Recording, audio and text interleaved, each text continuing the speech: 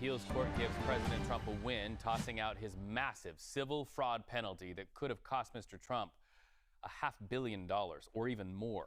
Top 11 most infamous Trump scandals of all time. It is rather common news that the US presidential election is a very prominent event, with gazes from all over the world. Although I never thought I would be attaching the word scandalous to a presidency. Donald Trump, who's been elected twice non-consecutively, has also been involved in some scandals that had a profound impact on the people's perception, trust, and credibility of Trump's decision-making. Having said that, here are our top 10 picks of some of the most infamous Trump scandals of all time. Hello, how are you? Hi. Trump, how nice are seeing you. Terrific. The Access Hollywood tape. Before the 2016 elections, Trump was not just a businessman, but also a bit of a showboat who starred in some shows and movies as a cameo appearance. Unfortunately, about a month before the elections, a tape was released by the Washington Post. Trump, in an episode of The Apprentice, can be heard speaking to the host about things you wouldn't ever want to hear from anyone, let alone a presidential candidate. Mr. Trump was far from being subtle, as he made demeaning comments regarding women and spoke about how he imposed his status on them by grabbing them. In a world shifting away from male superiority, the people listening had to expose their ears to Trump's misogynistic remarks on women, which is definitely not a good look. Remember, this was during the elections, and as a result, it caused a significant controversy and a notion for Trump to step down from his candidacy. Trump followed up with an apology, but did not just leave it there. He also tried to sweep the spotlight over to Bill and Hillary Clinton, stating that they were both bullies, and Bill especially was abusive towards women. But Bill Clinton was abusive to women. Did it work? Well, it did not stop Trump from winning the elections, but also was subjected to a lawsuit where he had to pay his fines. Just fines, even after being liable to the sexual harassment accusations against him. Let's just say, power and responsibility didn't seem to go hand in hand here. Trump University, we teach success. That's what it's all about. Success. The Trump University fraud. You just graduated high school and you want to pursue a degree that teaches you how to develop a lucrative income stream. Simultaneously, Mr. Trump is all over the news, flaunting his business prowess and his presidential promises. Here comes Trump's very own real estate university. What an obvious choice for inspiring the young generation. Make universities great again, am I right? Definitely not. Trump University, which was never accredited, was incorporated in 2004 and officially launched in 2005. Trump, with majority ownership, promised to impart his knowledge on the students. Things only got sketchy from there on. This university was not established to impart any secret knowledge, but was just another way to make Trump more money. If a student signs up for this university, they have already fallen for misleading ads and promises of being educated by Trump's hand-picked experts. Once that happens, students are then led into signing up for free seminars that further make them pay for more seminars and elite student programs. But the experts only read from scripts, as Trump was found to never be involved with the university's operations and yet kept promoting it. It did cease operation in 2010, however, but that's when the legal battle started. In 2016, Trump agreed to a settlement amount of $25 million. But of course, Trump did not accept any blame. Seems to be a pattern with Trump and accountability. Makes you wonder if universities are what they seem. Trump and his shady business practices also became very apparent to me from this incident alone. And they're going to have to try really hard to find somebody that did relate to the campaign. That was a clean campaign. Russia election interference and Mueller investigation. Are elections and democratic processes really as fair as they claim to be? US intelligence agencies believe that Russia significantly interfered in the 2016 election to boost Trump's candidacy and validation against that of Hillary Clinton. Simply put, it was the spread of disinformation through social media. US intelligence claimed that a Russian organization known as the IRA, or the Internet Research Agency, made fake accounts to make people believe they were American activists. These activists made sure to spread pro-Trump content to sway the majority in favor of Trump. But that was not all. US intelligence also claimed that Russian agencies hacked accounts of Clinton's campaign officials and strategically used WikiLeaks to spread damaging information about them. This, plus the fake social media accounts, became became a recipe for a pro-Trump election. Later, a 2-year investigation led by FBI Director Robert Mueller resulted in what is known as the Mueller Report. This was a 448-page report that stated Russia's involvement in the 2016 elections and Trump's obstruction of justice. Russia's interference in the campaign was claimed to be true to a certain degree. While the report saw ties between the campaign and Russian officials, it could not provide proof that members of the Trump campaign had direct ties with the Russian government in coordinating the interference. The report also left the Congress with an open interpretation of Trump's obstruction of justice. There wasn't enough evidence to indict Trump, nor enough to exonerate him for his actions. I mean, sure, Trump's attempt to fire Mueller and influence witnesses was cited in the report, but his indictment or exoneration was hanging like a cliffhanger. The report was released in a redacted form to the public in 2019. But what vital information was left out of it? Well, that is still a mystery among many in the 2016 Trump campaign. Well, I don't feel like I'm being impeached because it's a hoax,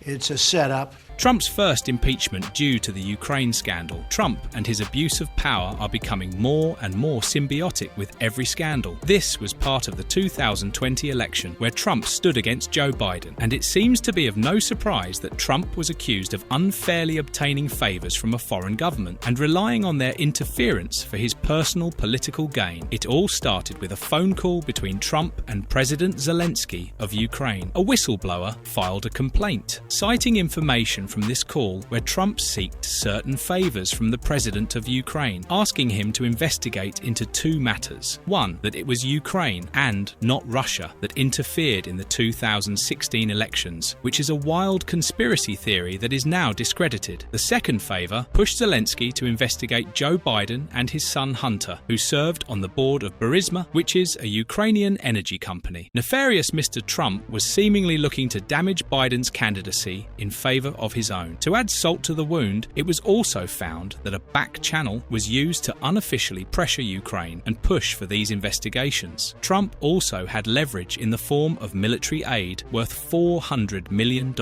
This congressionally approved aid to Ukraine was withheld by Trump and would only be released once Zelensky publicly announced the commencement of these investigations. Ultimately, this blackmail led to an impeachment that began in 2019 against Trump as his abuse of power and the obstruction of congressional processes became apparent. However, in 2020, he was acquitted by the Senate despite Republican Senator Mitt Romney voting to convict Trump for abuse of power. Yet again, Trump was free from charges, which only adds on more to the list of ways Trump damaged his own reputation. We had an election that was stolen from us. It was a landslide election. January 6th, Capitol riot. After Joe Biden won the 2020 elections, Mr. Trump was nothing short of rebellious and charged with inciting insurrection. Leading up to the riots on January the 6th in 2021, Trump repeatedly claimed that the election was rigged. That said the election was rigged. And this was coming from the same guy who once had allegations of rigging the 2016 campaigns himself. After numerous unsuccessful lawsuits and attempting to amplify his claims through press and social media, Trump tweeted regarding holding a protest on January 6th. Oh boy. The result was thousands of supporters gathered at the White House in support of Trump's claims of a rigged election. As the protest grew violent, breaching the Capitol, Trump was reportedly ignoring requests to try and stop the rioters. He did, however, make a video asking the rioters to go home. But you have to go home now.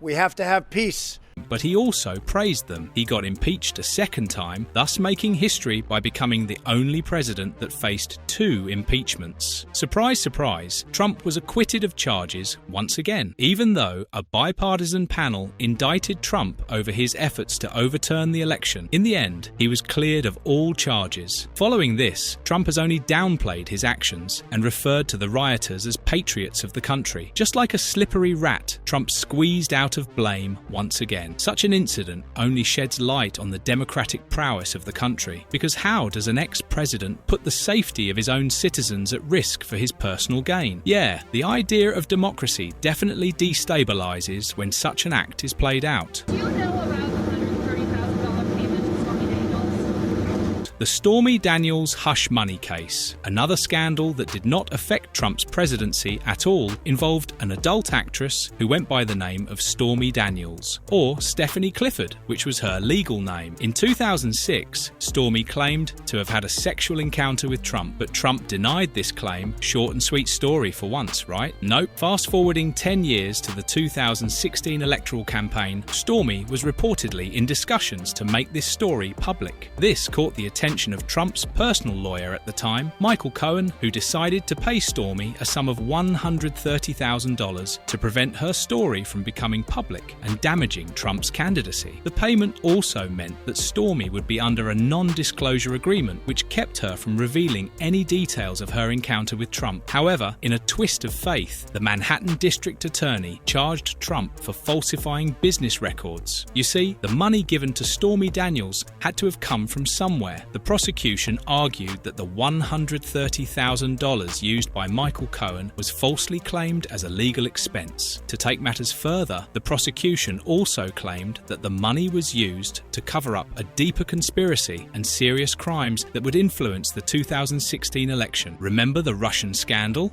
Trump faced trial in 2024. Here, Trump's defense team held the argument that the money was a legal expenditure. Michael also testified that Trump made the call to use the money. Stormy Daniels then testified about the NDA and her sexual encounter with Trump. The result? Make a wild guess. Not this time, because Trump was found guilty of 34 felony encounters and became the first former president at that time to be convicted of felony. But alas, Trump did not face jail time and rather received unconditional discharge. His case will be dismissed so long he doesn't receive another felony charge. The power of Trump strikes again, so maybe it's the blonde hair. The radical Democrats' behavior is a shame upon the U.S. Congress. Trump's tax returns and business practices. It is important to know that U.S. presidents aren't legally required to publicize their tax records. Yet, it was a long-standing tradition among U.S. presidents to do so in the name of transparency and positive public perception of tax laws. But Trump decided to break this tradition. What does he have to hide? A lot, apparently. Trump was sued by the district attorney's office in Manhattan, and other committee members to obtain his tax records. Subpoenas against Trump were fought back by his legal team, stating that a president is immune to them. But since when is the president above the law? It backfired, and in 2022, Trump's tax records were made public, which revealed his tax evasion and shady business practices. The records revealed that Trump paid very little federal income tax across many years. In fact, in 2020, he had paid no income tax paid at all. Now, how does a businessman like Trump have such low tax liability? Well, he offsetted his income from his many sources through significant losses from his entities, such as hotels and golf courses, bringing his taxable income down. As a result, Trump was subjected to multiple legal cases. He was accused of reporting inflated wealth for loans and lower net worth for tax audits, and paid millions in penalties. Donald Trump falsely